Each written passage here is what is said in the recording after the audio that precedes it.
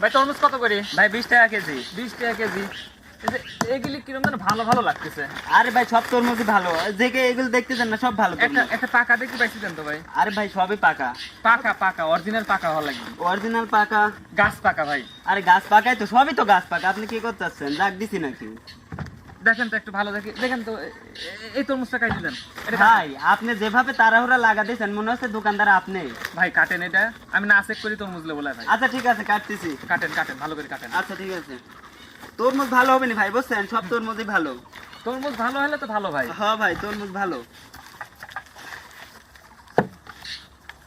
এই দেখেন ভাই, তরমুজ দেখছেন? হ্যাঁ তরমুজ তো লাল দেখতেছি। খায়া দেখেন, এত খায় কাটেন না। একটু কাটেন ভালো করে কাটেন।